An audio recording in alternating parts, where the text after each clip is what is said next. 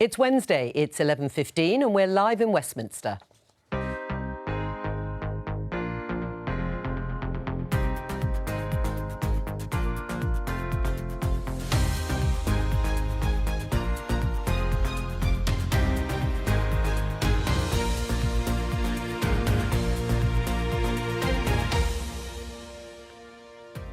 Joining me, Conservative MP Mark Harper, Liberal Democrat MP Layla Moran, Daily Mirror political correspondent Rachel Wearmouth and Times columnist Melanie Phillips. Today, is this just confusing or a sign of getting back to normal? Londoners and those visiting our city will continue to wear a face covering. Individuals will make the right judgments in the right circumstances and crowded environments. We shouldn't lift important restrictions and then expect the public to take responsibility for doing the right thing anyway. Is this an argument you're going to be hearing more of? It seems that £4 billion is really bad news. 400 billion, who cares? Our public finances are under greater strain than ever before in peacetime history. This has been criticised by some Conservatives, but one high-profile backbencher says they've got it wrong. What I'm saying to my colleagues is we have to confront the reality of how we are sometimes heard, even by people on our own side. We'll talk about all of that and bring you Prime Minister's questions live at noon.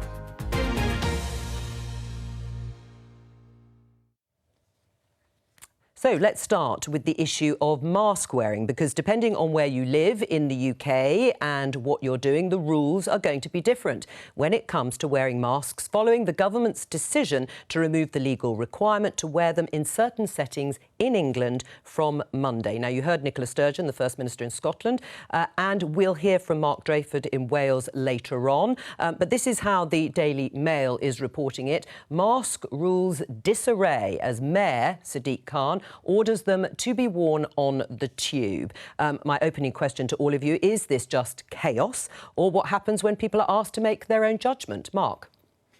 No, I don't think it's chaos. I think it is actually the latter. I think, look, we're in a position where we are moving from the point of the government setting down detailed legal prescriptions about how everyone needs to live their life.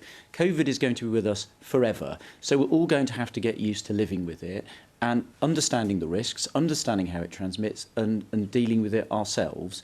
And I think setting out sensible guidance, which the government is doing, I think is sensible. And for myself, you know, wearing a mask in a crowded indoor location is a very sensible thing to do. And I think people are going to behave in that way. Right, and you're... and by the way, people that are happy to wear a mask are doing so already and will continue doing so. Those people that are really not going to wear one, they're already not wearing them, even though it's the law. So I don't actually think anything dramatic is going to change next Monday as far as mask wearing. I think people are going to be sensible, follow the Chief Medical Officer's advice, wear them in crowded indoor settings. And I think this is something we're just going to have to get used to as we learn to live with COVID forever. Get used to it? Well, it may not be chaos yet, and I don't think it will be chaos, but it's certainly confusing. You know, if you get on a train in Edinburgh and then you cross the border and suddenly it's a different rule. And so I don't understand why a four nations approach wasn't taken to this. That had worked throughout this pandemic because clarity of message was one of the key ways that we were always going to get through this. So my view is that the government actually went a step too far. There's huge public support for mask wearing, particularly indoors. And it's not about you, it protects other people. There are 3.8 million clinically extremely vulnerable people in this country, many of whom need to use the buses to get to their doctor's appointments, and now they feel more scared than they were before. Why not have just kept the rule for them, if nothing else? Melanie? Well, if the government now thinks that it's fine for people to use their own responsibility because they can be trusted to use their common sense and sense of personal responsibility and social responsibility, why wasn't it the case before now? The fact is, I think that the government just jumped the gun. This whole business of Freedom Day on July 19 was premature and wrong. Boris Johnson should be much more circumspect, and they're now trying to desperately cover their traces and producing, if not chaos, certainly mixed messages. I mean, the law has a point. The point to the law is that it provides clarity. Everyone knows where they are. here you have a situation where you're going to have different rules applying in different circumstances.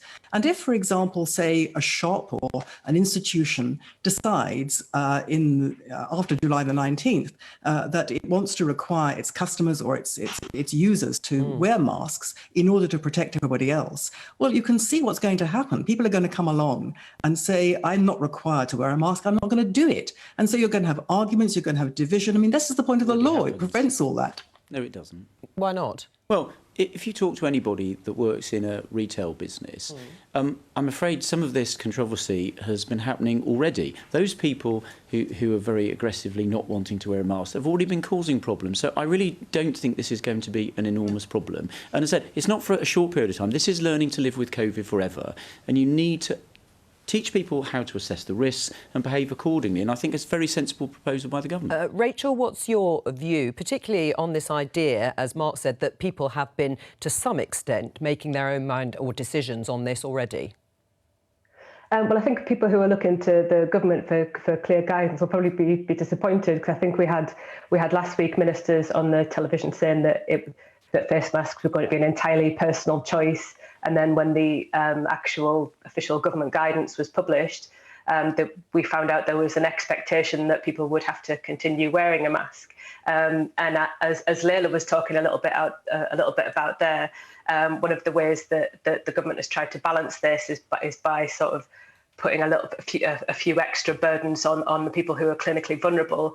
The guidance that they've given to the clinically vulnerable people, which covers some 3.5 million people in England, is that they should avoid people who are not double jabbed, and they should avoid some indoor spaces that aren't ventilated. It seems like we're asking the clinically vulnerable to compromise, as opposed to asking people generally to use to be restricted to allow clinically vulnerable people to go about their lives. All right, Mark, do you want to respond to that? I mean, is it fair to put that sort of burden on people who are at risk? Well, I think, look, let's see how people respond. I've seen the polling, given that most of the public and they're very in favour think wearing... Well, indeed. So why everyone is thinking that come the Monday everyone is suddenly going to not be sensible, I have a slightly higher view of the public than that. I think the public are going to follow the rules. I think people going into crowded indoor settings, so on the tube, on the train, whatever. But, you know, if you're on a train and there aren't any other passengers there, it is a bit silly to require you to wear a mask because it serves no useful purpose. I think people are perfectly capable, and as the Chief Medical Officer said, using common manners and courtesy. There are lots of things that we do thinking of others, behaving in a sensible way, and I think that's what most people will do. Those people who are not going to behave like that, I'm afraid, are already not behaving like that, whatever the law says. But Mark, I think it's entirely unfair to suggest that by asking for clarity of message, clarity from the government, that in any way is putting down people who have had a really difficult 18 months, have a lot going on, and just want a very clear steer from the government. No, there is a clear Should message. I be wearing a mask indoors or not? In a crowded indoor setting, and the answer is, in Scotland and potentially Wales, yes. And in England, well, you decide. Can you not see how for some people that is confusing? It is, and it will mean that there will be more people not wearing masks. No, but that isn't what the government's saying. The government's saying in a crowded indoor setting, you should wear a face covering. But it's not a legal requirement. That's right. No, but the government's saying but also that their it isn't messaging has appropriate. changed. It isn't appropriate for basically forever, for the government to set legal rules about how we all behave in our lives. Not forever, absolutely not forever. But this point idea is, Layla, of forever versus but when would you do it, Layla? But Layla, it isn't for a few more weeks. This is the point that people have got to understand. COVID is going to be endemic. It is going to be with us forever. We've got to get to the point where we trust people to learn how to live with this permanently. All right. This isn't about extending it for a few weeks. This is the mistake. We are in the middle. But hang on, Layla, just before we move on, when would be the right time for you? Well, we are in the middle of a rising curve, right? These epidemiological curves, we all know what they look like now. They are sombreros, they go up, you want to flatten them, and at some point they will come down. To remove mask wearing when we're on the way up is entirely the wrong time. And what's the right time? Well, when infections start to go down. And at the moment, it's exactly the wrong time. And then you're going to be yo-yoing backwards and forwards. It's much better to get people to understand what the risks are and get them to make sensible decisions permanently. OK, well, you're not going to persuade each other. Not that that's necessarily the point of the discussion in that sense. We're going to talk about overseas aid and that vote yesterday. This is the headline in the Financial Times. Boris Johnson sees off Tory rebellion on overseas aid cuts. And this is what he said in the Commons yesterday. But everyone will accept that when you're suddenly compelled to spend £407 billion on sheltering our people from an economic hurricane never experienced in living memory, there must inevitably be consequences for other areas of public spending. Rachel, do you think we're going to hear a lot more of the sort of argument being set out there by Boris Johnson when it comes to government spending? I think the short answer to that is yes. When you look at the figures, the OBR, the body which marks the government's sort of tax and spending homework, this week it's kind of pretty stark, some of the figures that they're saying that the government will still continue need to spend to keep the economy going. For example, an extra 10 billion a year for the next 3 years on services like NHS, education. When you look at the amount of money we've already been borrowing, you know, last year it was something like 300 billion. This year it's going to be more than 200 billion. And then there are longer term challenges like climate change, which is going to cost some 350 billion over the next 30 years. So I think the big question now, as we sort of look ahead to the autumn and think about how Rishi Sunak is going to approach this, he'll be thinking about just who's he going to shortchange. We already know he's going to cut back the £20 extra amount that he put on universal credit, and he's kind of hinted so far that he might look at the pensions triple lock, which because of a statistical quirk is going to be sort of an 8% rise this year.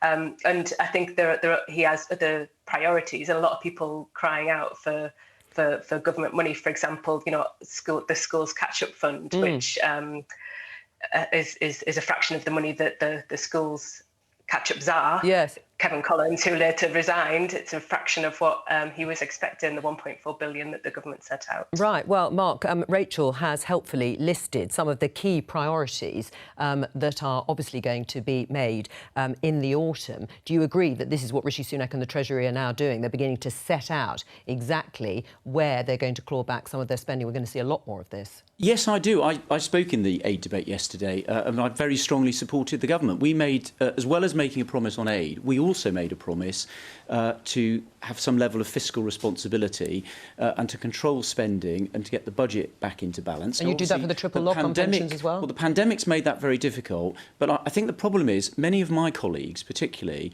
the penny hasn't quite dropped that this is going to be happening. Yesterday, I heard a remarkable number of people talk about what we were arguing about yesterday, which was £5,000 million of spending every year on aid, as if £5,000 million wasn't a lot of money. And I'm afraid we have sort of lost our sense of proportion here. Yes, we've had to including Theresa May, the former Prime Minister. I mean, she said, why complain about £4 billion on the backs of the poorest, or taking it away, rather, from the poorest in the world, when you haven't actually blinked at all over £400 billion? Because the £400 billion that we've spent was a one-off amount of money to cover an emergency. When you're talking about the emergencies past and you're talking about ongoing spending, you've got to get the budget back into some semblance of balance, and that's going to be the challenge for the autumn. The Chancellor's is going to have to make some tough decisions through the spending review, and we're all going to have these arguments for the next months and years, frankly. I mean, do you accept that, Layla? I mean, the pandemic, is unprecedented. It has been a huge shock to the economy. Are you suggesting, in the way that perhaps Theresa May was, that you can just keep spending on everything? Well, I think, first of all, on how the government are going to manage this fiscally, they're going to have to come clean with what it is that they are intending to cut. Are they going to raise taxes? How are they going to tackle this? And this is potentially the first in what is going to be a number of manifesto promises that they're intending to break. Well, they've done that, haven't they, with the overseas aid cut? Well, they already have, exactly. But this, in my view, was a cynical and heartless move about something that, frankly, it was a Lib Dem bill that was put through in the coalition years to get us to 0.7 under a lot of duress, I might add. It took a lot of political capital to get there. The Tory party has never really wanted to do this. Well, there are an awful lot of MPs, of course, who spoke in favour of it. Indeed, now. And there are a huge number who actually never thought that this was the right thing to do in the first place. So this is now the Tory party reverting to a type that even John Major says he doesn't recognise. He put out a statement yesterday saying that this is not the Conservatism he recognises. And that was something I heard on doors in Chesham and Amersham. It was one of the reasons why people were turning away from the Tories, that they break promises and they balance their books on the backs of the world's poorest, the most destitute. Well, it shows how heartless they really are. That's nonsense. We made two promises at the election on aid and on keeping the public finances under control. And what the Chancellor set out was a way of balancing those, given that we've just had a once-in-a-generation pandemic. And I think he clearly got the support of Parliament yesterday.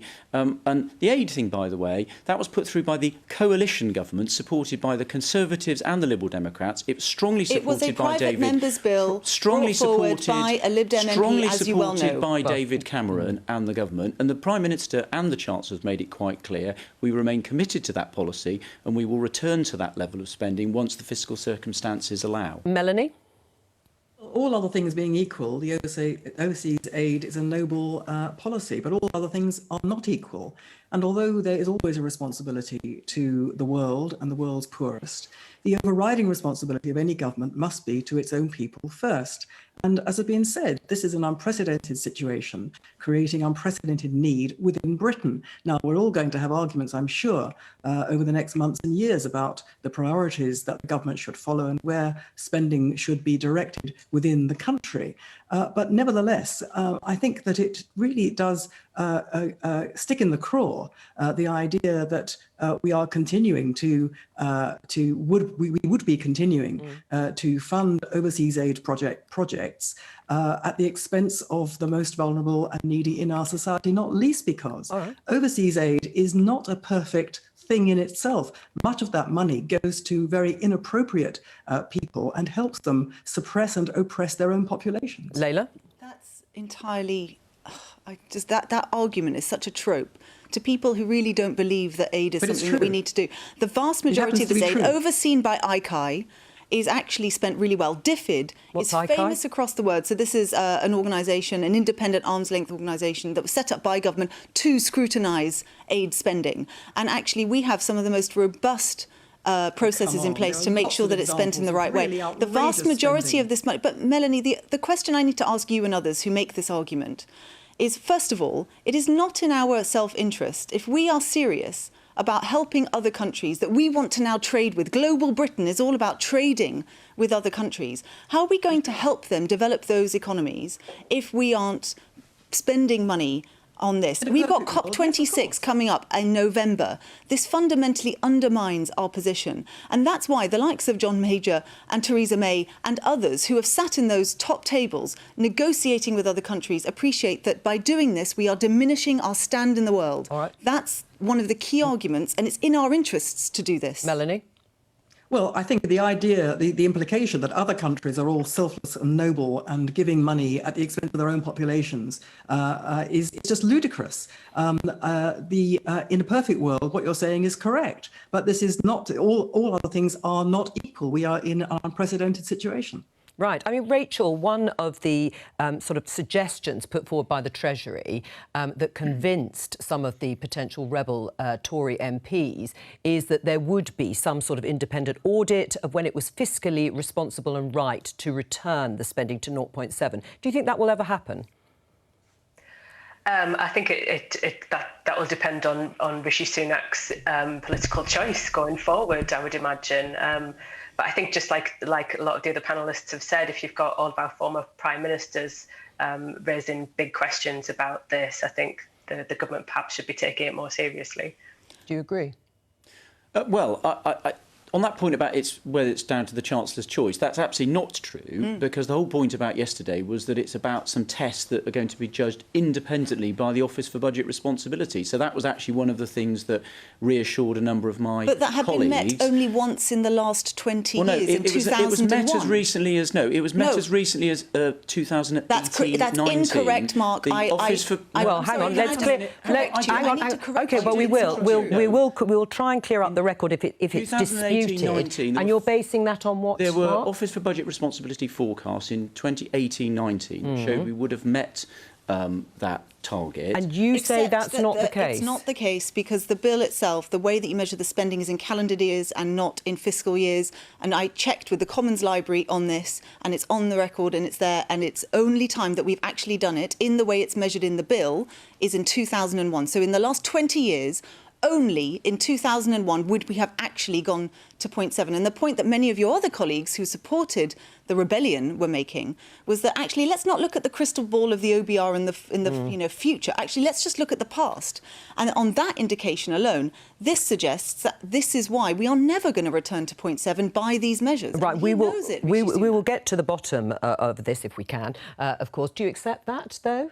That even if by your measurement it was reached once?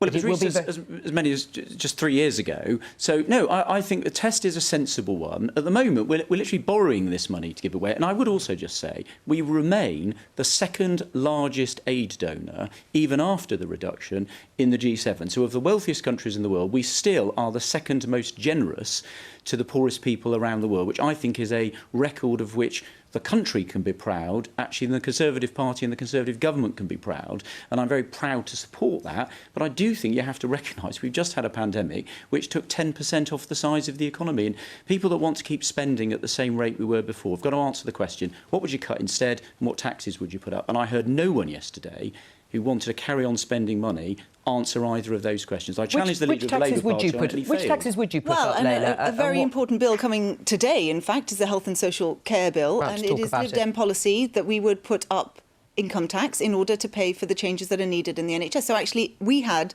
in the last manifesto, a very carefully costed manifesto that included that and allowed for aid spending. But I think we also need to make clear, aid spending is not just about giving away. This is not, arms to the poor.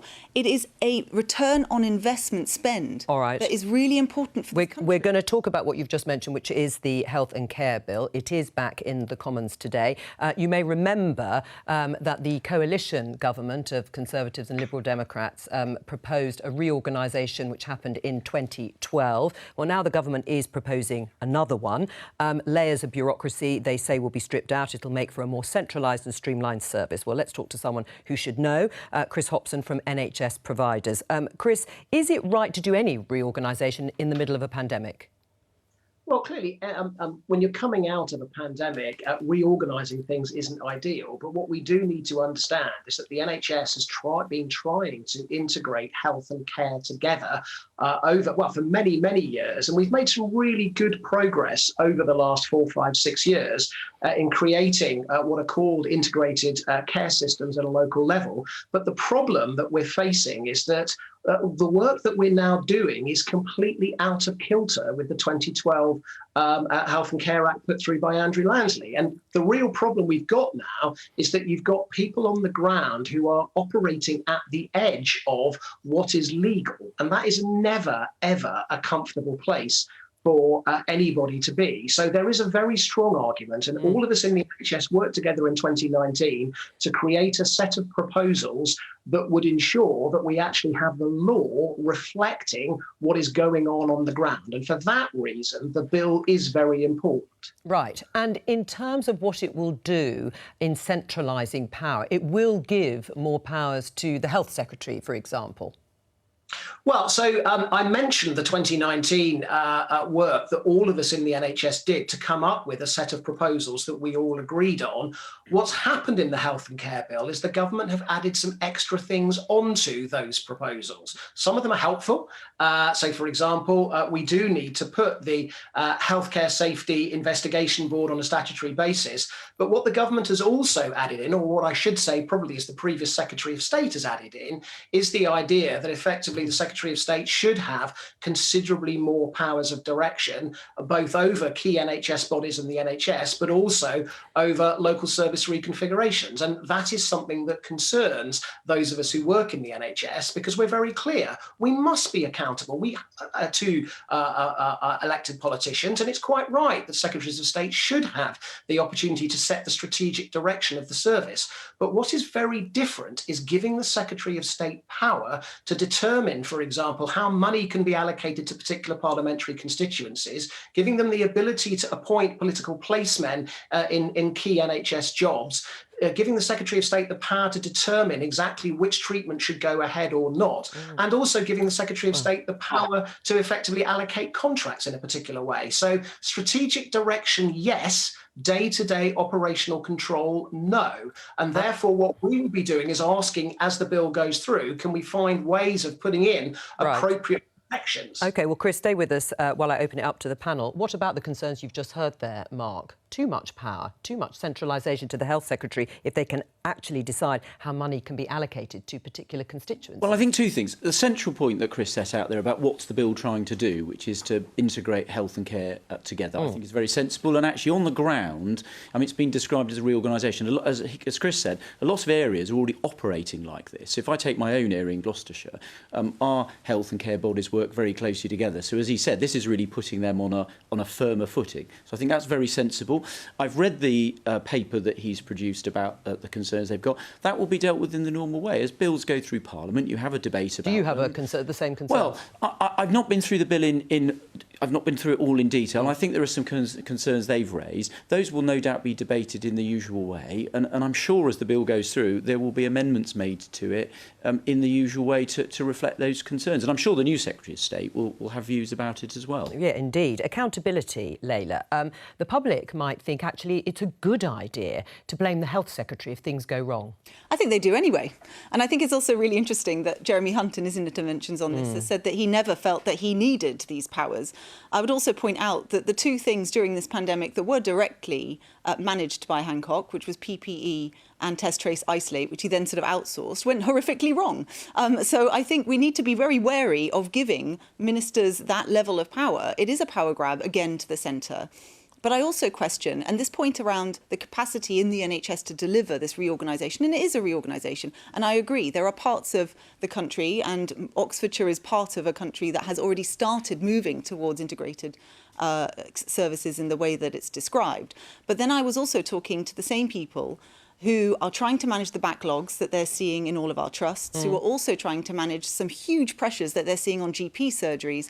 And they were literally saying, I don't know where we're going to be able to get the people to be able to do this whilst dealing with all of these things at the same time. So I think there's an argument for delaying this.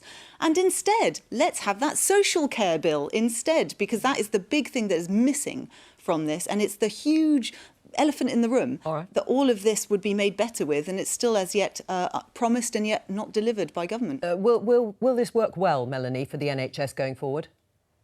Well, I think, first of all, it is absolutely the wrong time for the reasons that have been said in the middle of a pandemic when the NHS is clearly struggling and going to struggle heroically and terribly with its backlog. But I mean, you know, we've been through this before over the decades. I mean, this is simply yet another rearrangement of the deck chairs on the NHS Titanic, I'm afraid. I mean, over the decades, you've had reorganisation after reorganisation in the NHS. First of all, it's become more centralised. Then that's deemed to be a complete disaster, and it's become more localised. That was deemed to be a disaster, and it's become more centralised again. The fact is that the NHS has not had a good pandemic. The people working in it, the health workers, have been absolutely beyond heroic. But the structure itself showed itself to be too big, too unwieldy, too unresponsive, and fell down on the job that it was asked to do in many respects. We've already heard about test and trace and PPE and so on. My own view, and I've expressed this many times, is that there is something fundamentally wrong with the NHS model itself. It's always presented in Britain as an argument between, on the one hand, socialised healthcare, NHS, wonderful, you look after everybody according to need. On the other hand, you have the nightmare of American private medicine and leaving the poor to die in a gutter. in my view, there is an alternative. It's found on the in Europe. It's called social health insurance. So people buy into health insurance providers who compete with each other, as a result of which everybody is covered at a minimum standard, which is higher than in the NHS. Why don't we ever really consider the real revolution that should be happening in healthcare? Well, that's very clear. Rachel, respond to what Melanie is proposing. Well, I would like her to point to where the public support is for that kind of model, and on what basis does she believe that the NHS has had a terrible pandemic. That's certainly not how most of the public seem to feel about it at all. And just thinking about the bill itself, the new Health Secretary, Sajid Javid, apparently, according to some reports, he absolutely did want to delay this, but was overruled by Boris Johnson, because these are proposals that were drawn up by his predecessor, Matt Hancock. And while there are a lot of measures in the bill that a lot of people seem to support, which would be the more integrated care at a local level, there are a lot of people raising concerns about why there are these new powers for the Secretary of State to intervene at a local level. I mean, the Health Foundation says that it's a politically driven initiative and there's no clear rationale for it. And the the Nuffield Trust Health think tank just thinks it will lead to worse decisions. Right. I mean, Mark, listening to what Melanie was saying about the fact that the NHS has had a bad pandemic, she says, and Rachel and Layla would obviously disagree with that, but the distinction between the structure of the NHS and the people and the medical staff that work within it, do you agree with her in any way? No, I don't. And I don't agree with her contention that the NHS has had a bad pandemic. Actually, I think the NHS has worked really well. And I mean, actually, one of the strengths of it, if you look about how we delivered the vaccination rollout, is the NHS stepped up and delivered a fantastic vaccination rollout across all 4 parts of the United Kingdom, working in tandem. So I think actually that's worked really well. Are there problems? Yes, of course there are. And part of the reason for making changes is you look at how things are working. We know we need to bring health and care more closely together. And that's what this bill is trying to do. And I think it's that core purpose is very sensible. Right. Well, let's go back to Chris, who I think is still sitting there listening patiently. Chris, one of the issues I wanted to raise with you is the backlog. I think Layla talked about it. The figures that I have here is something like 5.3 million people waiting for routine operations, which in itself is a record in England, and that could rise to 13 million. This is according to the Health Secretary, Sajid Javid. How will the NHS ever be able to deal with that? Well, we know it's been an unprecedented period over the last 16 months. And thank you, Mark, for recognising that the NHS, and also thank you, Rachel, for recognising that the NHS has done an extraordinary job. I mean, if you think about the amount of work those frontline staff have had to do, putting off leave, working all hours of the day, doing extra shifts to do some extraordinary things in terms of preventing loss of life, developing extra treatments. And as Mark said, the vaccine programme, absolutely kind of spot on. But unfortunately, one of the problems is that we haven't been able to do everything, and therefore we have got these kind of care backlogs building up. I mean, we are going completely full pelt at trying to recover those backlogs, and actually we're doing pretty well at that. We've actually exceeded the targets that we were set in terms of recovering levels of activity, but this is going to be a 2 or 3 year task, and I think it's very clear to us that this will be one of the dominant political issues of the rest of the Parliament, is what is the best way and how much money is needed to actually recover these backlogs, because very significant. Yes, oh, indeed. Chris, thank you very much for joining us. I'm going to show our viewers and tell our guests this headline in The Guardian newspaper for our next discussion. Tory MP says party must change attitude towards taking the knee. The Tory MP in question is the influential Steve Baker. He is a former minister, and he has said that his party needs to think again about dismissive attitudes towards the taking of the knee and calling for better understanding of the motives behind it. Let's talk to Albie Amankona, who is a Conservative activist and co-founder with Steve Baker, I understand, of Conservatives Against Racism for Equality. Welcome to you, Albie. Why has the Conservative Party got this wrong over their reaction, some of them, to taking the knee? As I said in my letter that was sent to 2 major MP WhatsApp groups last night, that there has really been a fundamental misunderstanding of why the England football team and Gareth Southgate and many other people and all the people at the protest last year, indeed, were taking the knee. And that really has been very evident for longer than just the length of the football tournament. But when we have heard Conservative MPs talking about why people are taking the knee, they always conflate it with Black Lives Matter and Marxism and being anti-capitalist and being anti-British, anti-police, defunding the police, anti-institution, all of these things, which it is absolutely right that Conservatives should be against. And I am against all of those things. But what people have said about why they're taking the knee, for allies of anti-racists, they've said it is a stand in solidarity with people who have suffered from racism and to show that they are themselves anti-racist. And for non-white people like myself, it is a stand against the racism that we have received in our lives. And indeed, it was the footballers taking a stand against the racism that they've received throughout the match, throughout their careers, and also from their very own people after the tournament has ended, where it was through their hard work that we got the best results since 1966. So there's been a fundamental misunderstanding, and that understanding, it needs to change. Right, so you feel that Priti Patel, the Home Secretary, although she says she's fighting racism, she's experienced racism herself, can't make that distinction between her beliefs against racism and seeing taking the knee as gesture politics? I think it has been difficult for many people on our side of the House to see the distinction between the very good and proper reasons as to why footballers take the knee and their supporters agree with them taking the knee, and unfortunately some of the stranger views of some of the Black Lives Matter organisations, which I don't agree with at all.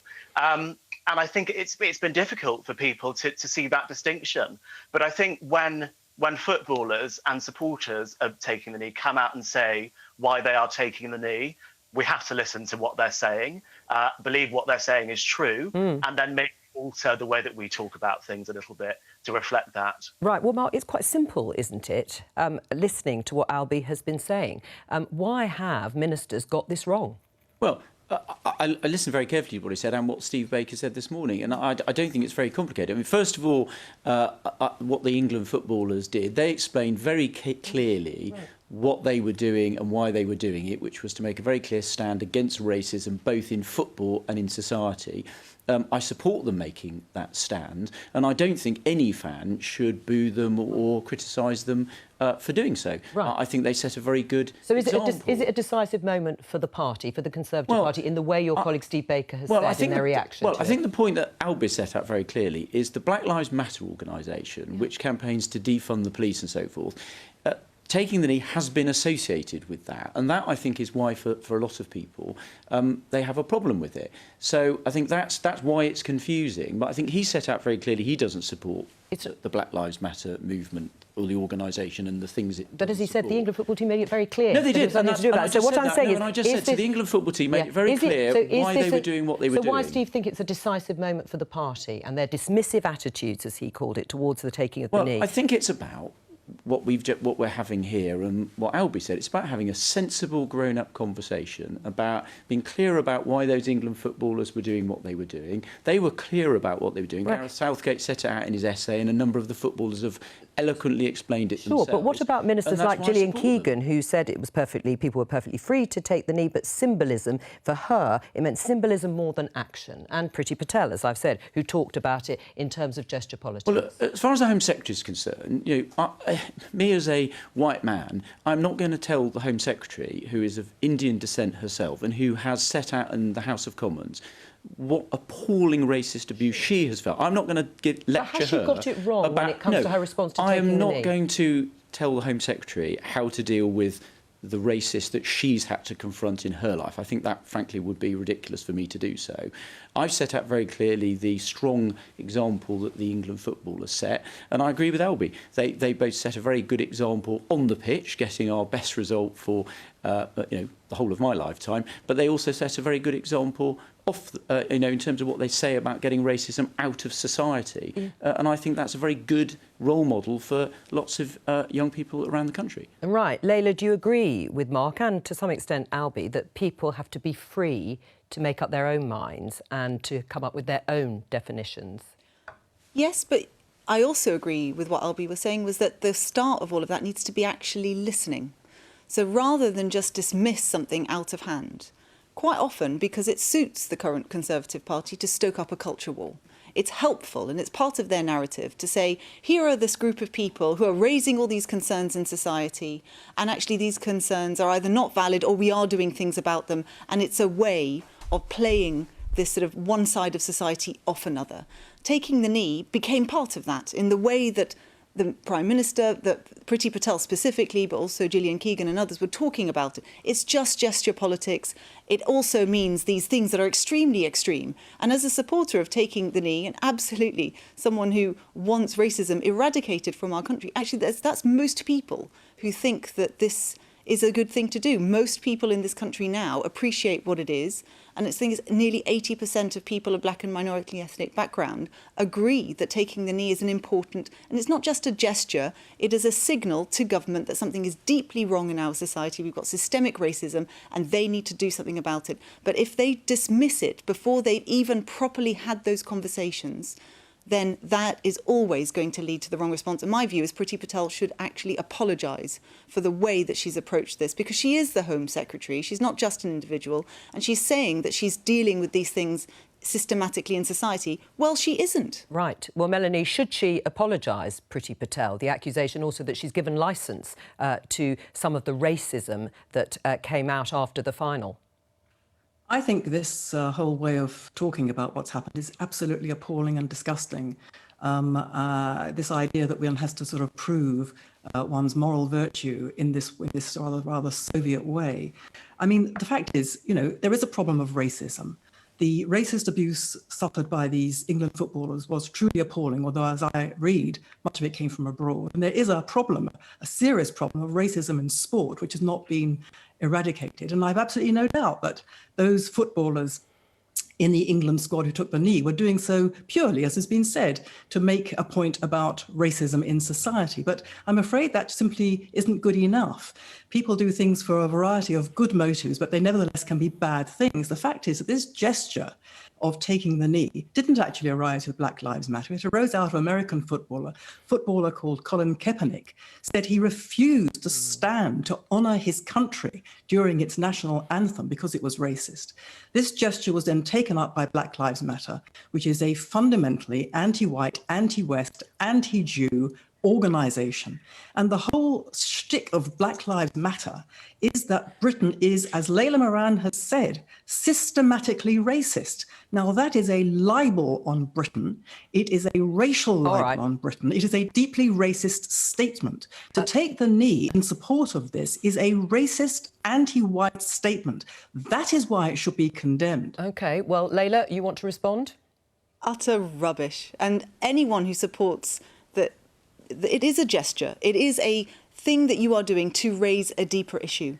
But to suggest that it is devoid of substance behind it, all those experiences, it's not just about racism in football, it's about racism against a lot of minority groups in this country who suffer this day in, day out, and who don't have that platform to be able to raise it in the public. But it was never about, and Gareth Southgate in his letter, in his op-ed, where he explained that is where I and others, that is where we all are. It could be taking the knee, it could be something else, but fundamentally we want to tackle the in-depth racism that exists in the structures of our country. We need to accept that they exist, and we need to do something about it. Melanie, if you don't want to take the knee, then don't. But what this became about was, do we boo people who do? Illustrate and I don't think we should. Right. Well, would you support that?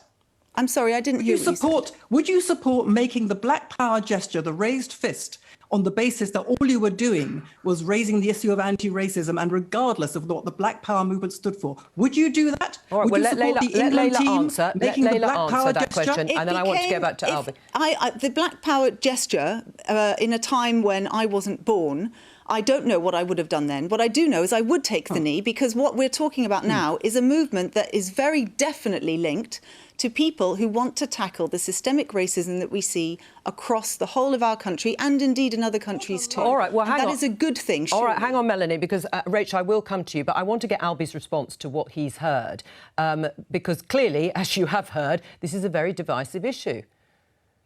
I just want to diffuse the situation a little bit, actually, because people do get quite hot and bothered by this issue of taking the knee. But actually, Melanie, you're wrong with its origins. It did not originate with Colin Kaepernick.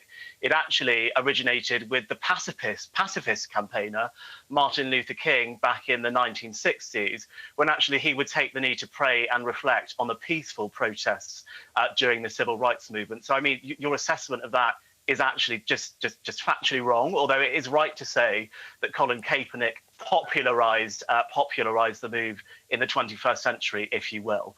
And so it's important to understand the origins of the gesture, and I don't think any of us can disagree that Martin Luther King was a peaceful pacifist who changed the world. And I think that is all that people who are supporters of taking the knee want to do now. Now, no one is telling anyone you have to take the knee.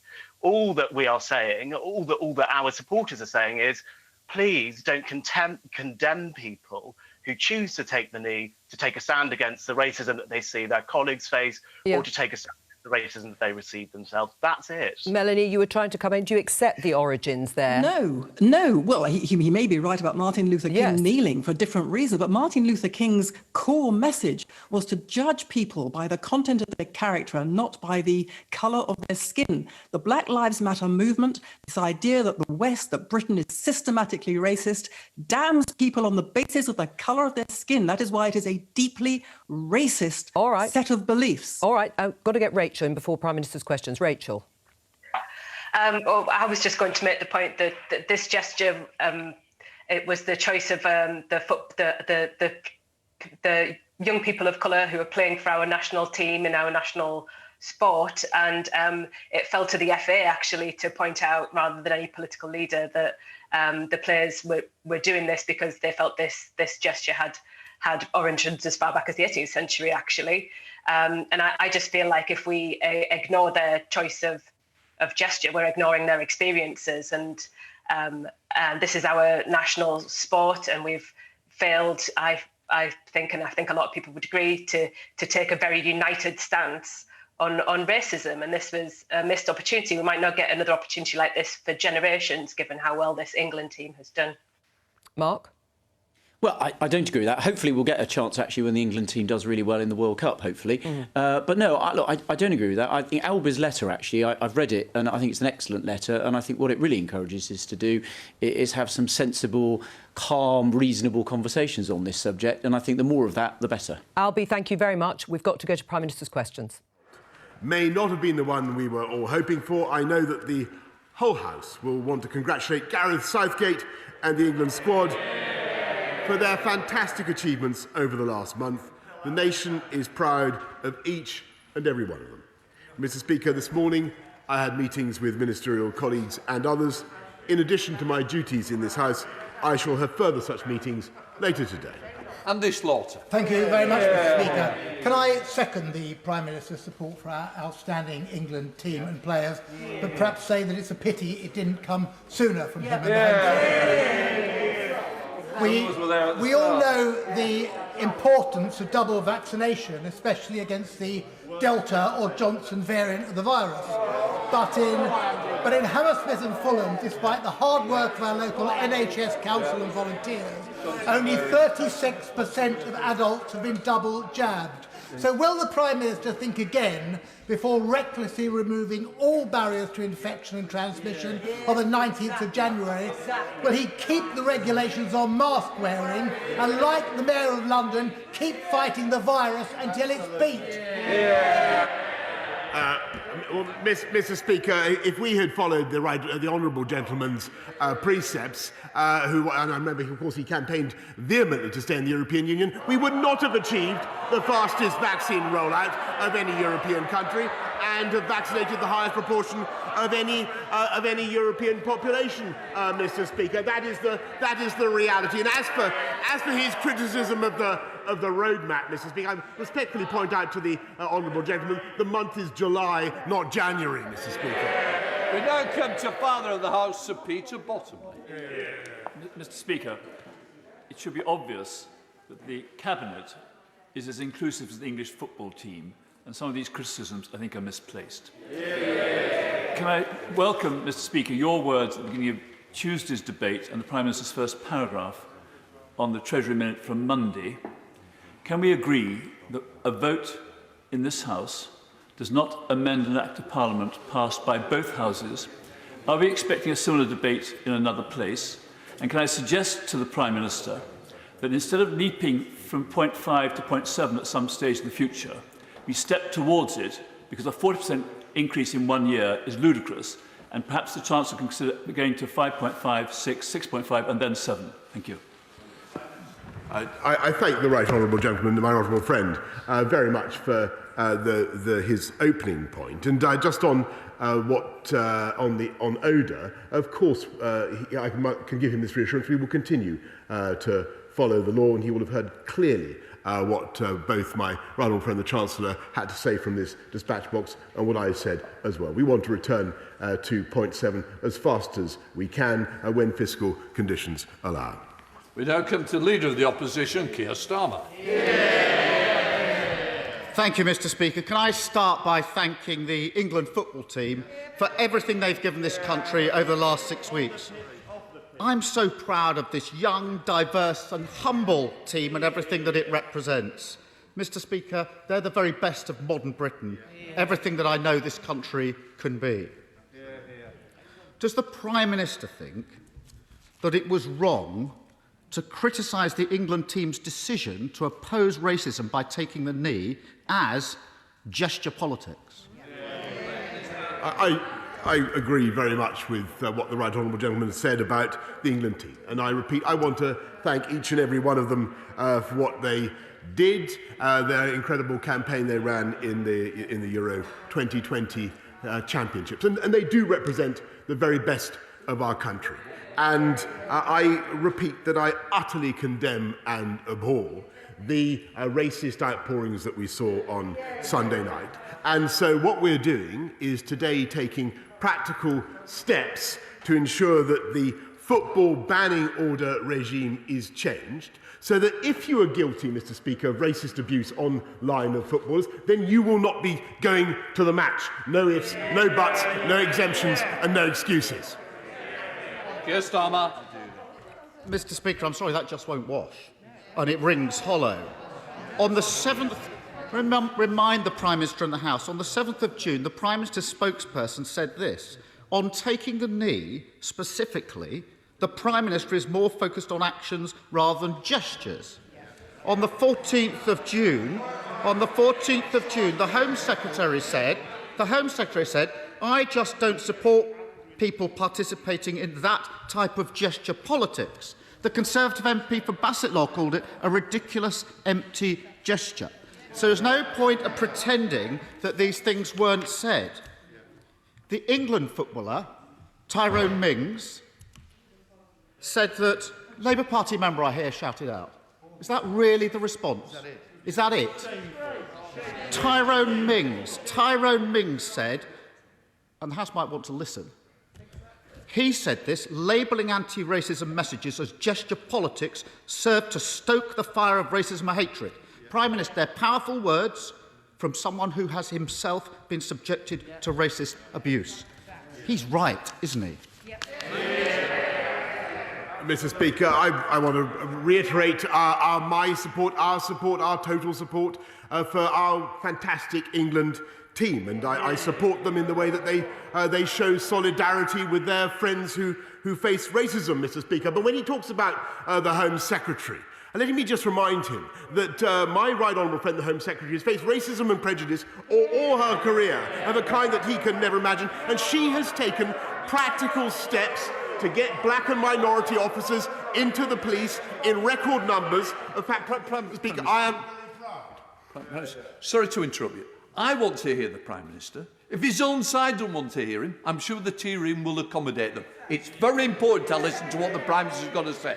Have you finished, Prime Minister? Are you OK? Yeah. Keir Starmer. Mr. Speaker, let me be clear. I totally condemn all racism, including that directed at the Home Secretary. But she's got this wrong. The whole country knows it. His own MPs know it. In the last few days, everybody has seen England's black players have been the targets of disgusting racist abuse following Sunday's match. Disgusting. And this is really simple, Mr. Speaker. Either the Prime Minister is with the England players in their stand against racism, or he can defend his own record, those of his ministers and some of his MPs. But he can't have it both ways. So can he tell the House, does he now regret failing to condemn those who booed England players for standing up to racism, yes or no? Mr. Speaker, we made it absolutely clear that no one should boo the England team. And Mr. Speaker, what we're doing now is following the racist abuse that our players sadly suffered on Sunday night and thereafter, we're taking practical action. So in addition to changing the football banning order regime, last night I met representatives of Facebook, of Twitter, of TikTok, of Snapchat, of Instagram, and I made it absolutely clear to them that we will legislate to address this problem, Mr. Speaker, in the online harms bill, and unless they get hate and racism off their platforms, they will face fines amounting to 10% of their global revenues. And we all know, Mr. Speaker, that they have the technology to do it. Keir Starmer. Mr. Speaker, the online harms bill has been promised for 3 years. I'm not sure a 15-minute chat at a garden party moves things forward that significantly. But I want to take the Prime Minister up on what he said about being absolutely clear, because here I have the headline, Mr. Speaker. Boris Johnson refuses to condemn fans booing England taking the knee. That's the story, that's the headline, June the 6th. Boris Johnson refuses to condemn fans booing England taking the knee. That's absolutely clear. It's not quite what the Prime Minister is implying today. It goes on to quote the Prime Minister's spokesperson, saying that the Prime Minister fully respects the rights of those who choose to make their feelings known. This is about booing. Fully respects their rights. And the Home Secretary said that booing was a choice for them, quite frankly. So no condemnation there, no absolute clarity there, Mr. Speaker. When senior government ministers and Conservative MPs defend the booing of an anti-racist message, who do they think they're defending, Prime Minister, and why are they defending it? Mr. Speaker, nobody defends booing of the England side. Nobody defends booing of the England side. And if he continues to attack the Home Secretary... Prime Minister, just... Look, I want to hear the Prime Minister. I want to know the answer, and I expect the opposition to listen to the answer. Prime Minister. Well, thank you, Mr. Speaker. We love and admire the England side and what they did. They represent the best of our country. Nobody defends booing the England side, Mr. Speaker. But what the Home Secretary has been trying to do all her life is not just to fight racism, but to take practical steps to advance the cause of black and minority ethnic groups, which she has done successfully, notably in the police. And since, Mr. Speaker, he's chucking this kind of thing around, could I ask him now to retract this leaflet produced by the Labour Party during the Batley and Spen by-election, which was condemned by his own MPs as dog whistle racism, Mr. Speaker? Mr. Speaker, the Prime Minister isn't kidding anyone in this House. He's not kidding the public, and he's not even kidding his own MPs.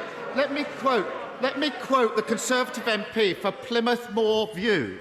Conservative MP, the painful truth, says the Conservative MP for Plymouth Moor View, is that Tyrone Mings is completely right.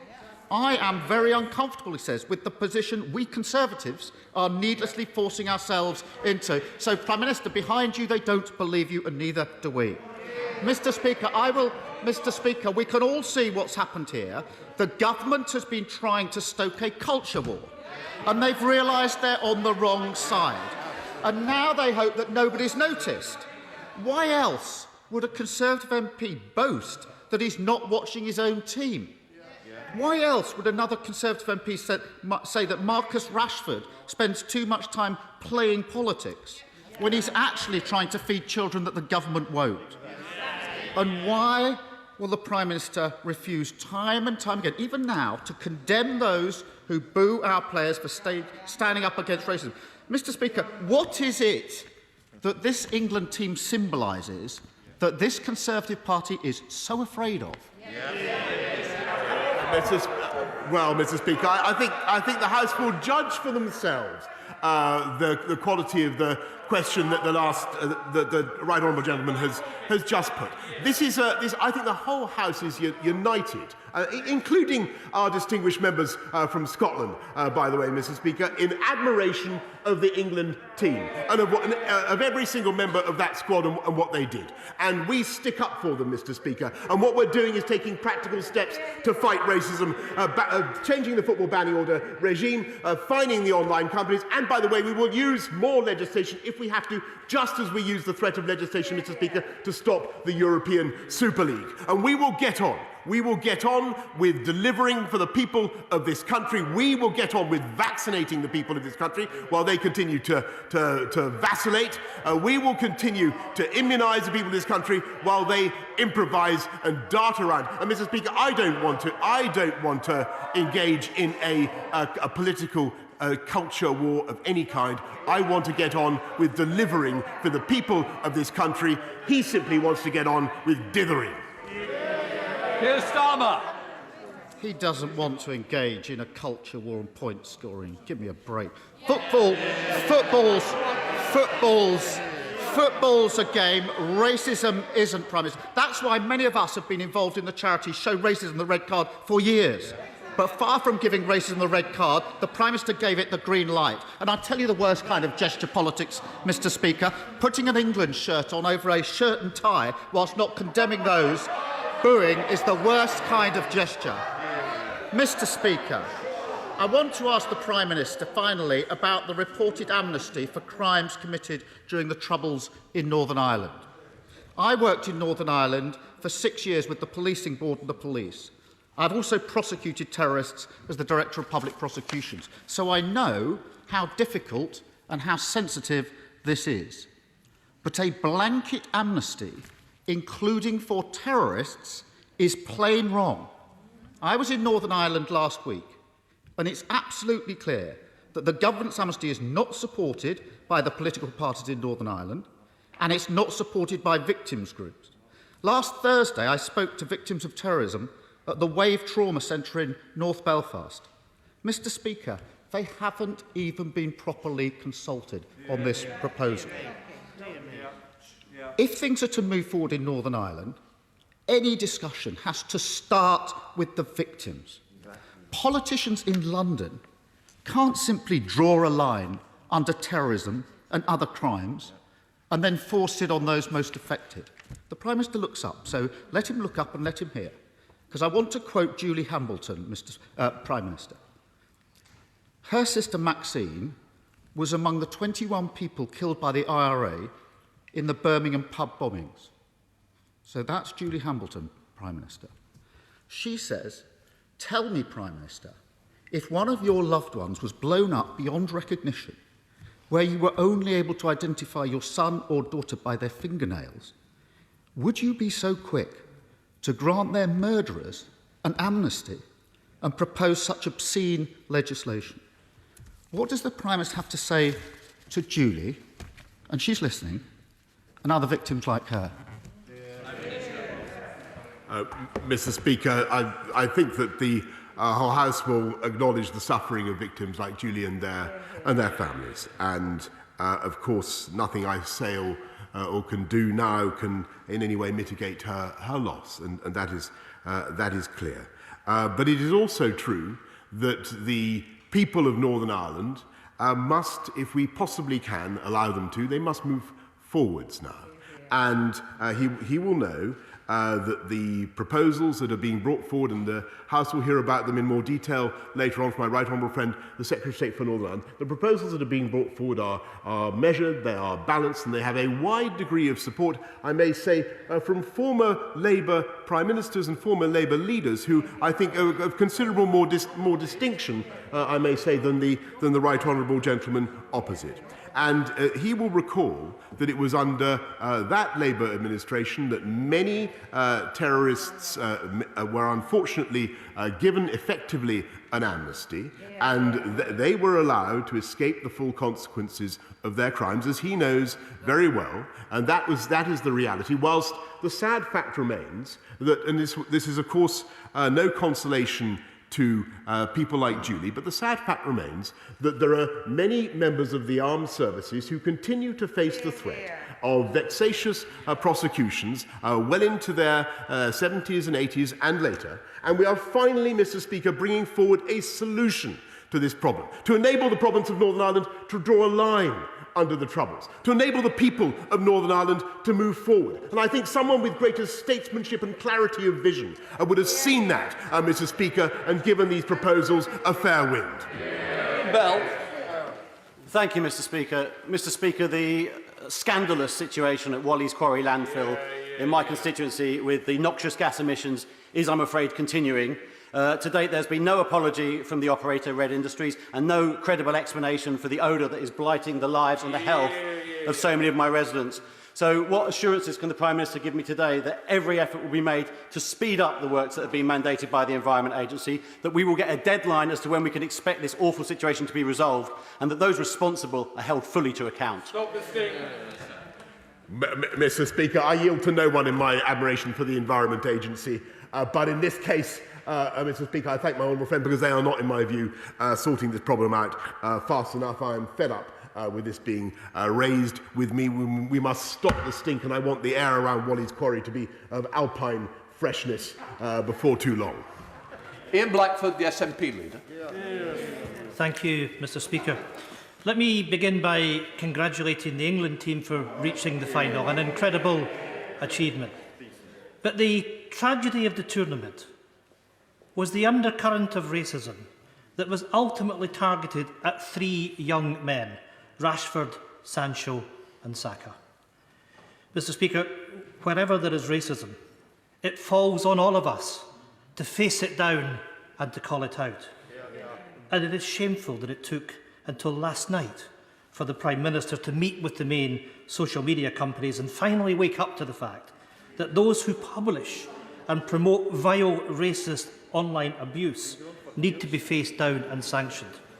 So, can the Prime Minister tell us what sanctions he thinks would be appropriate for someone who publishes racist content?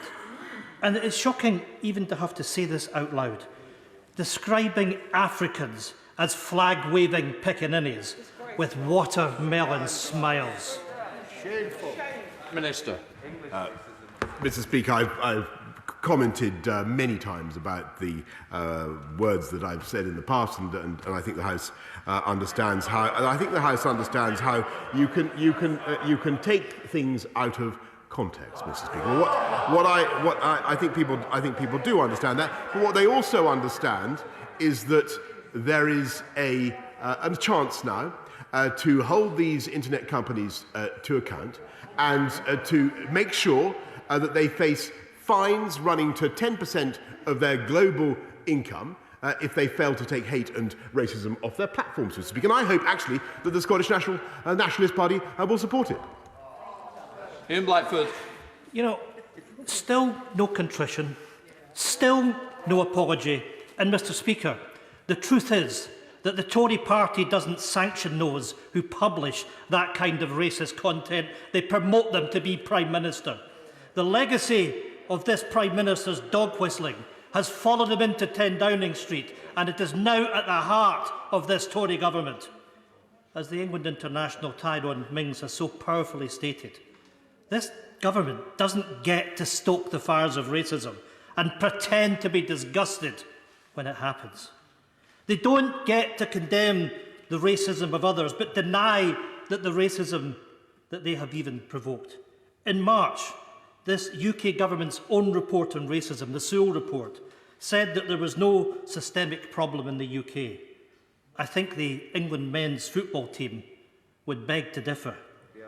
After the shocking racism on show over the last week, does the Prime Minister still stand by his government's belief that systemic racism is not a problem that exists in the United Kingdom?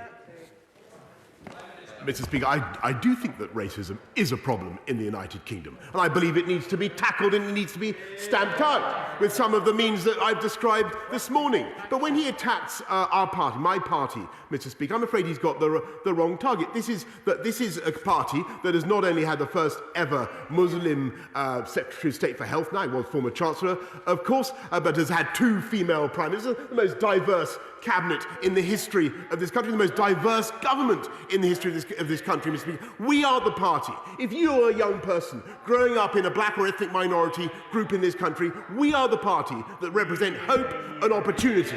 That is the reality about the Conservative Party today. Julie Marston. Thank you, Mr. Speaker. The UK is packed full of incredible innovation-led businesses capable of leading entire industries, not least in Hertford and Stortford, where we are at the heart of the innovation corridor. I know this government wants to ensure the best possible access to venture funding over multiple rounds to catapult scale-up businesses full of potential into world-beating companies. Would the Prime Minister meet with me to discuss how we can best make venture work for the scale-up community and transform some of our best ideas into some of the world's biggest businesses? I thank the honourable lady, and she knows a lot about what the subject that she mentions. This is a fantastic opportunity for this country because we do indeed produce a great many tech breakthroughs, and we're looking very much at how to make sure that we scale up fast. But don't let her forget that as I speak, there are 3 countries in the world, Mr. Speaker, that have scaled up tech breakthroughs to unicorns worth more than £1 billion, 100 unicorns worth more than £1 billion. Only 3 countries have 100 unicorns. They are the United States of America, China and the United Kingdom. Ms. Savile-Roberts. For over 7 years, Plaid Cymru has been calling for the gargantuan HS2 railway to be treated as an England-only project so that Wales gets our fair share. Not a single inch of track will be in Wales, but we're footing the bill. Today, the Welsh Affairs Committee backed our call, calling the UK government's categorisation of HS2 in relation to Wales as unfair and biased. Will the Prime Minister today right this wrong, respect the Welsh Affairs Select Committee and ensure that Wales, like Scotland, receives our fair share from HS2? I normally have a great deal of respect and interest in what the honourable lady says, but actually in this case she's missed what the government is doing for transport connectivity in Wales and to Wales, something about which I know that she's as passionate as I am. Look at what we're doing in the Union Connectivity Review with the A55, with the North Wales Railway corridor into Liverpool, and look at the M4, Mr. Speaker. Never let it be forgotten that it was the Welsh Labour government, not her fault, of course, because she's plied, but it was the Welsh Labour government, Mr. Speaker, that spent £144 million on a study, and then didn't even do the diversion. Let's go to Dr. Matthew Offord. Matthew. Thank you, Mr. Speaker. The circumstances of Jewish burials around the world is a sensitive and important issue to my constituents, and as such to me. In January 1942, the Nazis built 2 concentration camps on British soil on the island of Alderney. Conditions were appalling, with multiple deaths. However, there are just 397 recorded graves in Alderney, just 6.6% of a total population of 6,000 internees. In 1961, a British delegation undertook an inquiry into these atrocities that occurred on Alderney. Today, I ask the Prime Minister to authorise the release of all documents and information residing in the archives into those investigations so we know what happened to thousands of people on the island of Alderney during World War II. To quote Elie Wiesel, to forget the dead will be akin to killing them again. Minister. My honourable friend makes an excellent point about the victims on Alderney. We must never forget the suffering of those who, on the Channel Islands, who suffered under occupation between 1940 and 1945. I'm told that the documents in question have been transferred to the National Archives, Mr. Speaker, but I will make sure that the relevant minister meets my honourable friend to discuss the matter further. Kyle. Mr. Speaker, there are currently 800,000 students self-isolating, and even after the reforms to the bubbling system, the government's failure to get the Delta variant under control means that infections rising over the summer will mean that the autumn term will be very severely affected in our schools. If the JCVI says that it is safe and appropriate for adolescents to receive the vaccine, will the Prime Minister promise that every single adolescent will be offered the vaccine over the summer and parents given all the information they need to make an informed decision so that schools can return and not continue to be affected by the bad policy making of this government and the failure to get the Delta variant under control? Mr. Speaker, the honourable gentleman seems to want us to relax our rules on protecting people from coronavirus. I don't think that's the right thing to do at this time on self-isolation. And he also calls for us to go against the JCVI, and that is a matter, Mr. Speaker, for the JCVI. Stephen Crabb. Thank you, Mr. Speaker. With the economy rebounding and a great many job vacancies currently available, does my right honourable friend agree that there's a tremendous opportunity emerging now to build a stronger British labour market post-Brexit and post-COVID, and that we need to help employers create jobs with better pay, more security, more opportunity for skills and career progression? Isn't that one of the keys for levelling up and ending the blight of in-work poverty? Yes, Mr. Speaker, I thank my right honourable friend, and I know how much he cares about them, and that's one of the reasons why we're not only rolling out our massive plan for jobs, but why I'm proud that under this government we've increased the national living wage by a record amount to £8.91 per hour. Let's go to Peter Grant. Peter. Thank you, Mr. Speaker. The communities of Leslie, Markinch, Echuca, Thornton, Woodside and East Weems in my constituency are all either losing or have already lost their post offices since 2019. In addition, constituents in Colton, Balgony, Windigates, Cadham, Methil, Buckhaven and Methil Hill have all had the disruption of temporary closures or relocations, and the post office at Glenwood is currently closed until further notice. Given that the post office is 100% owned by his government, what exactly does it take for him to admit that the current trading model for the post office is not working for the people that rely on its services? Mr. Speaker, the treatment of the post office, the masters, the sub-post masters in the recent computer malfunction was, I'm afraid, appalling, and I've made that clear. When it comes to protecting and supporting post offices, particularly rural post offices, but I think is what he was driving at. This government will do everything it can to protect them. Let's go to Angela Richardson. Angela. Mr. Speaker, too noisy, too much air pollution, and too much time wasted sitting in traffic, impacting productivity. The A3, as it narrows through Guildford, has been the cause of frustration for decades. According to Highways England, there are no more sticking plasters, which is why I'm calling for the A3 to be tunnelled under Guildford. Does my right honourable friend agree with me that as we build back better after the pandemic, investment into major road infrastructure solutions will be an important part of delivering on the levelling up agenda right across the whole country? Minister.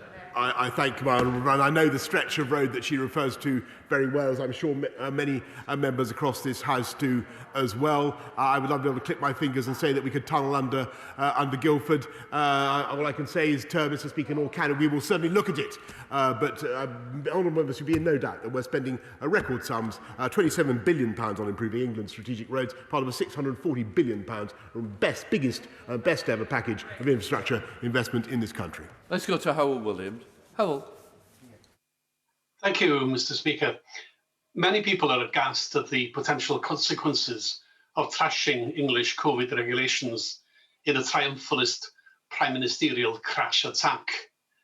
Wales's regulations to be announced today are expected to take a cautious and measured approach. Will the Prime Minister make it clear that those visiting Wales this summer must stick to Welsh laws, and that on COVID regulations, he can only speak for England? Prime Minister.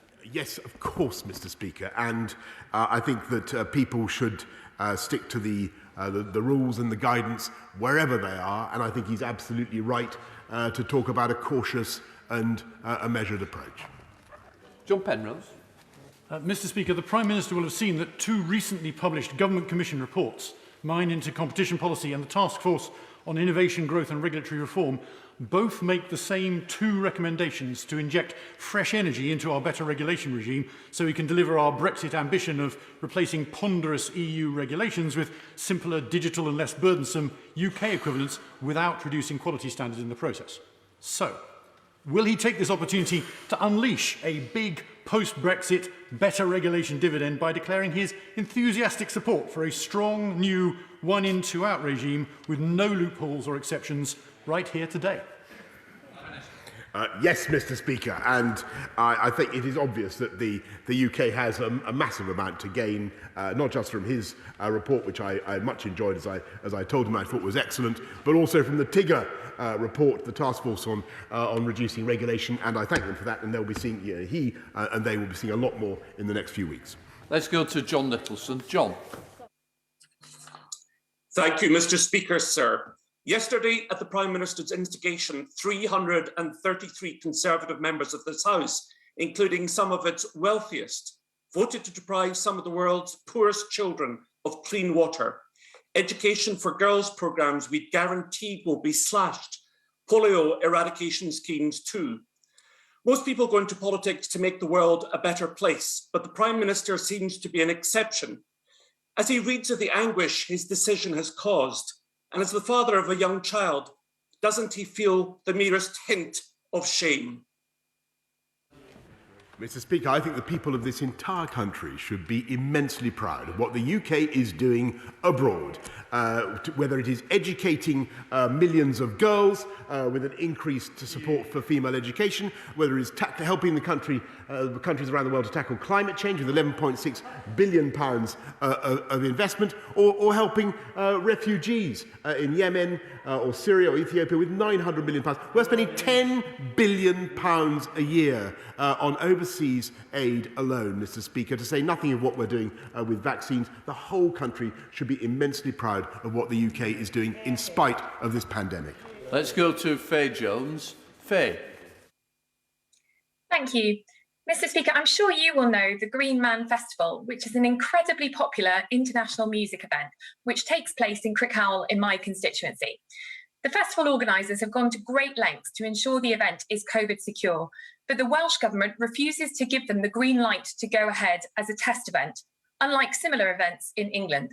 So will my right honourable friend help us by giving the Green Man Festival his full support and encourage the Welsh Government to get behind the festival at long last? Prime Minister. Well, Mr. Speaker, I haven't been invited to attend the Green Man Festival, but it sounds great.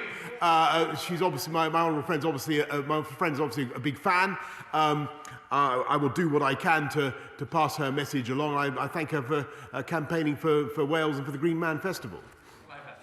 Mr. Speaker, my constituent Jackie Davis was diagnosed with a type of blood cancer in April, which prevents her immune system from developing antibodies against COVID. Jackie wants to live as normal a life as possible and to do everyday things like going shopping, but she's terrified and she thinks that the rapid lifting of restrictions on Monday is putting her at risk. With the Delta variant about to spike due to the government's decision to lift restrictions, particularly the requirement to wear masks in public places, what's his message to people in Jackie's situation? Will he rethink his reckless gamble of lifting all these restrictions on Monday? And yes, Jackie did support staying in the EU. Well, my message I'm sorry, obviously, for the condition that Jackie suffers, and I think that the Labour Party obviously needs to work out whether it's in favour of going ahead with step 4 or not, because it's not at all clear from what he has said or what the right honourable gentleman, the leader of the opposition, has said they don't have a clue, Mr. Speaker. But what I can say to him is that we expect and recommend everybody, and I say this to Jackie, we expect and recommend everybody to wear a face covering in a confined space where you're meeting people you don't normally meet, and that is quite right. Final question, Nikki Aiken. Thank you, Mr. Speaker. Last week I met with the Reading Agency that is about to launch its annual Summer Reading Challenge and hopes to reach 1 million children, primary school children, this year. What a great excuse to go to one of our brilliant libraries and take part in the COVID education catch-up. With this in mind, would my right honourable friend join me in encouraging every child across the nation to take part in the Summer Reading Challenge, pick up a book and read back better? Yes. Yes. I thank my honour. She's quite right, and there couldn't be a better campaign for the summer. We put 1.9 million of support into the reading scheme that she mentions, but of course there's 200 million going into the Holidays Activities Fund, and there couldn't be a better, more useful, happier way of occupying your time on holiday than by reading a good book, Mr. Speaker. Can I just gently say to all leaders that in the end I've had to cut off quite a few backbenchers because of the amount of time that's been taken up at the beginning. Can we think about those as well? It's so important that they get their questions heard. There's no points of order for them. I'm now suspending the House for 3 minutes to enable necessary arrangements for the next business. And that brings us to the end of this week's Prime Minister's Questions. I'd like to welcome our guests for this part of the programme. Robert Courts, who's the Minister for Aviation and Maritime Transport, Alison McGovern, Shadow Minister for Culture and Sport, and the BBC's Deputy Political Editor, Vicky Young, is here with us. Just give us a brief summary, Vicky, if you can, of Keir Starmer's questions, which were all about Boris Johnson's position and the government's stance when it comes to taking the knee. Yeah, well, I think he realises, Sir Keir Starmer, that he's onto something here, and not just because he believes it, but I think probably more damaging for the Prime Minister than the Leader of the Opposition's questions is the interventions from some Conservative MPs. So Steve Baker, Johnny Mercer, they think that the Conservative Party has got themselves in a tangle in all of this. And if you boil it down, it comes down to, why do you think England players, footballers for the last 16 months have been taking the knee? Now, for some Conservatives, it's been problematic because that originally was linked to Black Lives Matter. They have some policies, some views, which lots of Conservative MPs, lots of other people wouldn't agree with. But I think the point that Steve Baker's making is you're missing the point here if you really believe that Marcus Rashford is taking the knee because he's some kind of Marxist. He's doing it because of racism. And that's why on Sunday night, sort of proved their point. So I think the problem the Prime Minister's got is that he's having to defend comments made by people like Priti Patel and other Conservative MPs who called taking the knee gesture politics. He's now trying to swerve all that and say, look, we're taking a practical approach here. He doesn't want to talk about what he said about the booing of players, what he said about taking the knee. He wants to try and move on and say, look, we're taking practical steps. And he's announced a policy here which is all about online abuse and trying to really say that if you commit online racist abuse, it'll be treated the same way as if you're in a stadium chanting racist abuse, that being you'll be banned from going to matches for life. And we're going to talk about some of the detail of that policy in just a moment. But first of all, Robert, do you support England's footballers taking the knee?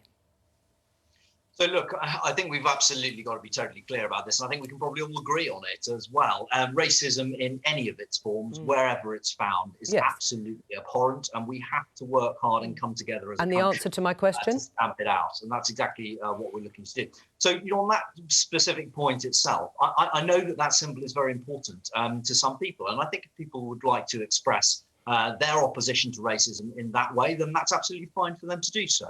But I think we've all got to look at how we can make a real practical effort in our own lives, in our professional lives, to make sure that we are also helping to condemn and to eradicate racism wherever we find it. Right, well, this was a decision taken by the England football team for the reasons that my colleague Vicky Young has just set out.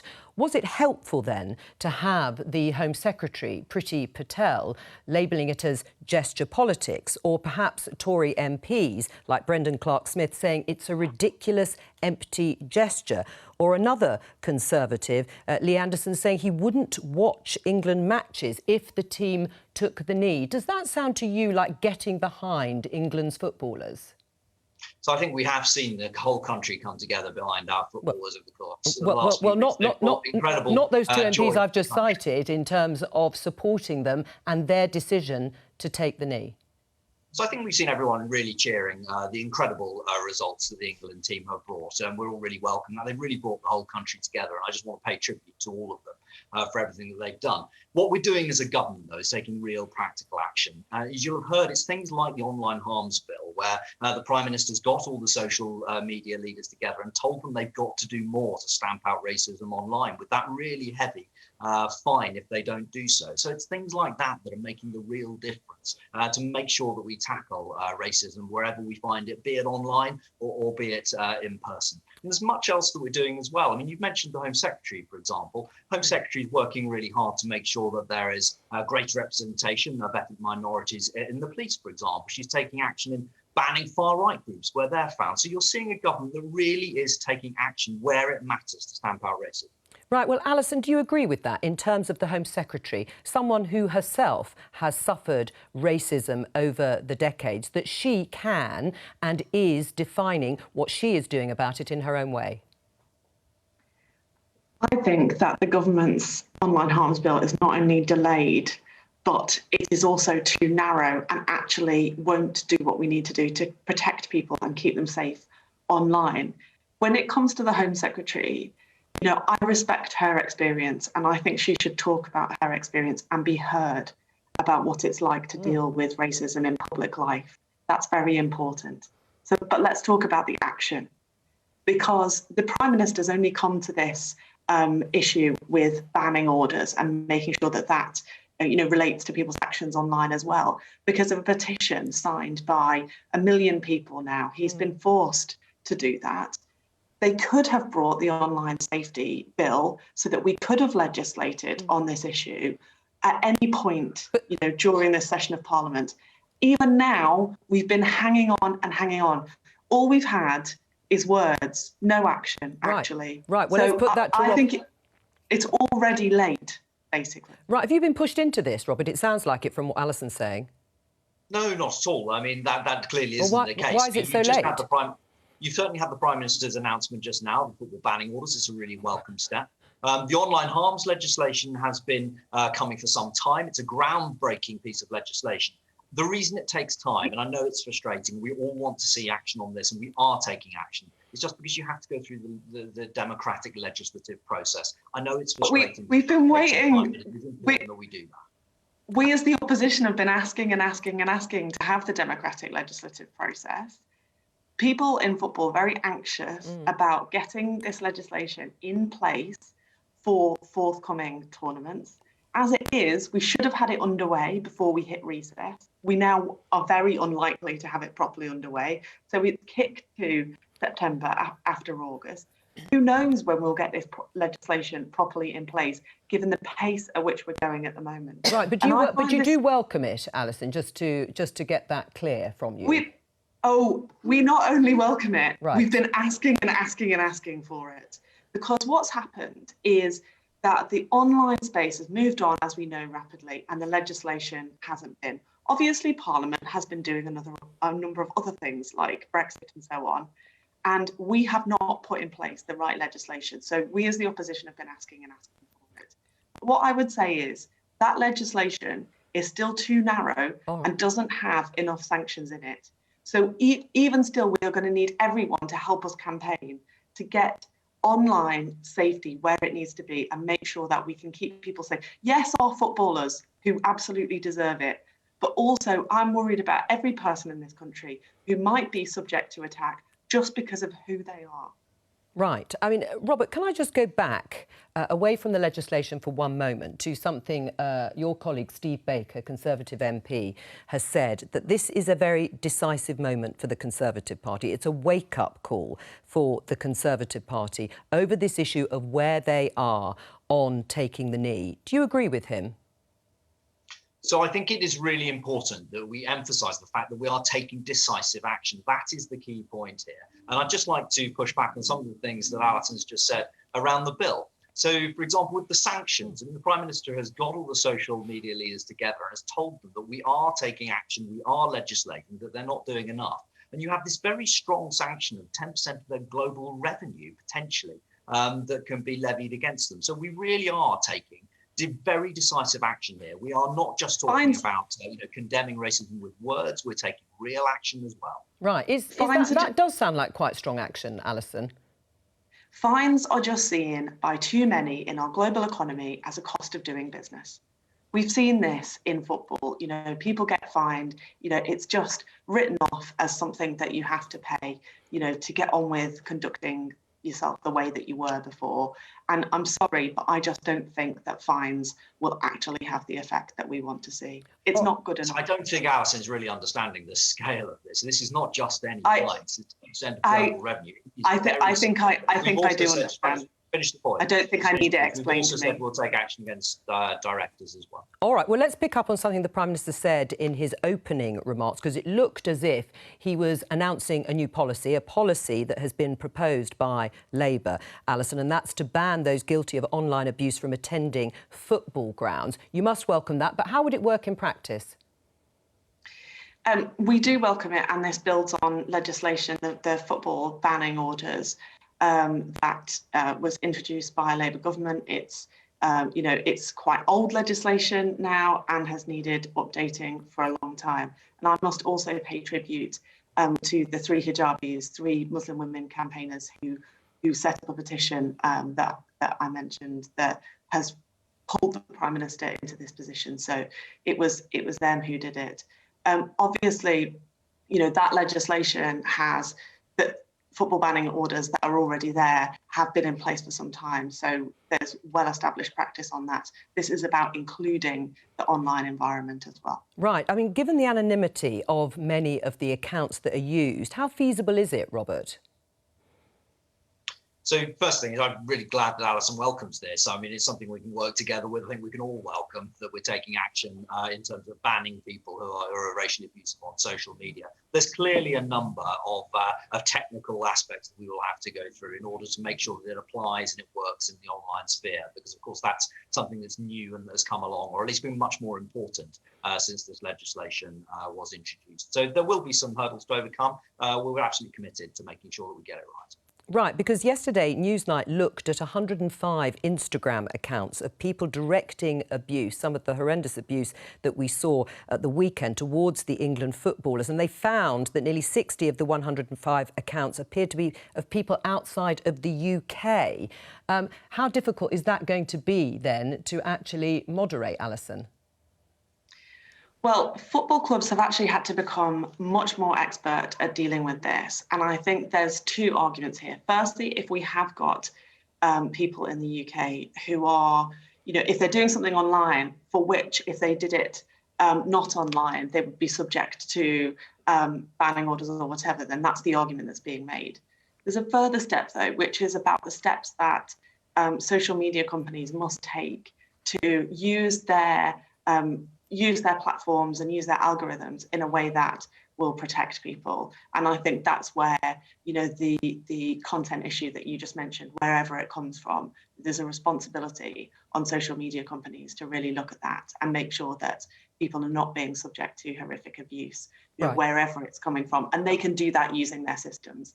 And, I think that will be dealt with in other aspects of the legislation. Right, there's an urgent question, Vicky. In fact, I think it is underway now. I think Labour were hoping to see Priti Patel there, but in fact it's Victoria Atkins, Home Office Minister. So tell us essentially what this urgent question is about. Well, this is what's interesting here, is that Boris Johnson's clearly tried to preempt it by announcing what Labour are calling for, which is that abuse online is treated the same way as racial abuse in a stadium, so being much stricter about it.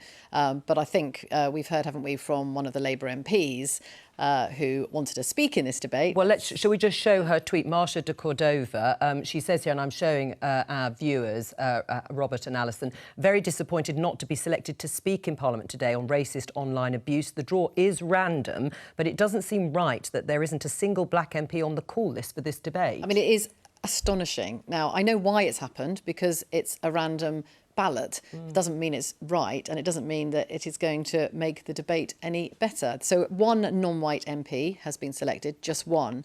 And I think the problem here is that this demonstrates the issue, doesn't it? The system isn't working. And the problem with a random ballot is if you don't have that many black and Asian MPs, yes, representation has improved over the years, it's still not great, they haven't got a very high chance of getting selected. So, you know, you do wonder whether the Speaker in these kind of circumstances is going to have to step in and do something about that. Right, well, I've just been told, actually, that the Speaker has used his discretion, Lindsay Hoyle, and I think two black MPs have been called. But listening to what Vicky has said, Robert, the system needs to change, doesn't it?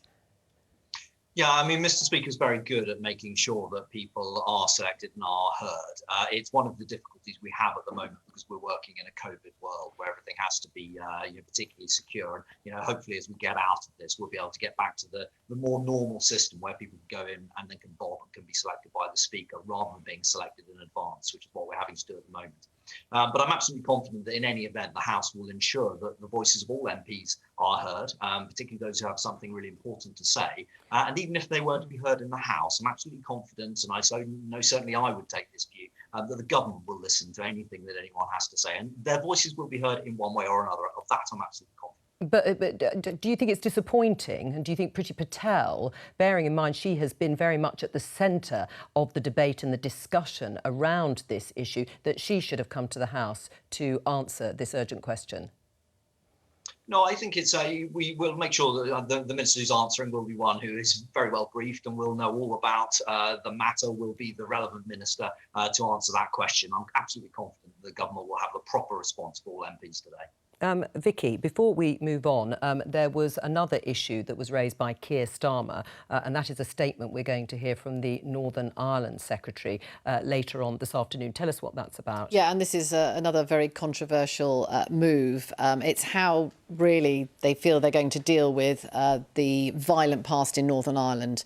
And there's been an awful lot of publicity about court cases against former soldiers, for example. And what the government's going to do is to, we think, end all prosecutions in cases related to the troubles that predate the peace deal in 1998. Now, victims groups say that this amounts basically to an amnesty, and that some of them are furious about it. I think the problem for the government is that the Irish government plus the five parties in Northern Ireland are not happy about this.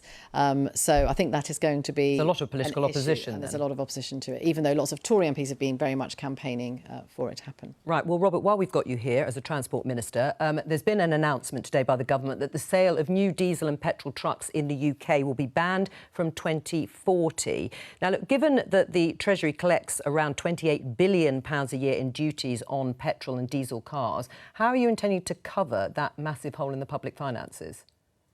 So it's important just to set this in the context, and what we've announced today is the Transport Decarbonisation Plan. And this covers all modes of transport. It's a really, really world-leading piece of legislation. We are the first country to set out a plan as to how we're going to get to net zero transport. And it's not just HGVs, cars, it's also aviation, maritime, and all other sectors as well. So there will be some ramifications of it, of course. But what I really think we should welcome is the fact that we've set out how we're going to achieve decarbonisation in transport, which is one of these, it's a challenge for all of us. There's opportunities for us there as well. But it's something we should all welcome. We're the first people to do this. Right. So as part of this, are you considering road pricing? So we set out a plan there, and there's a number of things. What is key is that technology holds the answer. We've already seen, for example, so is that a yes? With, cars. Sorry, I didn't catch that. So is that a yes? You are looking at road pricing and introducing it? So if you have a look at the plan, and what that really makes clear is that technology has the answer to all of this. We've already seen this with cars. So you're already seeing now about 1 in 7 cars have got a plug. And so that technology is advancing really, really quickly. And HGVs are going to be a part of that as well. We'll always consider what policy might be needed in the future. I don't really want to get into speculating about taxation issues now, because what we're laying out is a plan from the Department for Transport as to how we're going to really push forward decarbonisation, not just on roads, but in these harder to decarbonised sectors as well, like aviation and maritime. Well, Robert didn't want to speculate. Alison, what about you? Are you in favour of road pricing? Where we've got schemes that work, yes, I think it can be a good thing. Obviously, I think the big problem here is what's gone on over the past 10 years, because whilst we all want to see transport decarbonised, actually the record in terms of the Conservative government has been really poor. Now, that's for a number of reasons. I would actually say that one of the biggest things that we don't talk about is the impact of local authority cuts, because we really need to get people walking and cycling. And I'm sure Robert would agree with that. But when you've asked local authorities to cut huge amounts of their budget, there's a serious limit to what they can actually do. So I think this announcement has to be seen against the backdrop of 10 years where we really have not made a lot of progress. So we'll be, I'm sure, looking quite sceptically at this and, holding the government to account for where we actually get to, not just the plan. Right, Robert? So I really do have to point out in those circumstances that the government is investing millions through our cycling and walking plan in precisely that active travel. So I agree with Alison entirely. You can't take away billions from local authorities and then say, but it's great because we've given you back a few million. I mean, well, look, that's just a ludicrous argument. Robert? I don't think it's at all ludicrous to say that you want to have more cycling and walking and that you're investing millions of pounds to enable that to take place. We have got a really coherent strategy here, not just to encourage active travel. I'm a big supporter of walking and cycling myself, but also buses. We've got the Bus Back Better plan. Again, a really groundbreaking plan to make sure that we expand the use of buses throughout the whole of the country and not just in London. Well, on that note, thank you to both of my guests for joining me. Just to remind you that tomorrow, Vicky Young, my colleague here, will be in the chair presenting Politics Live. Bye-bye.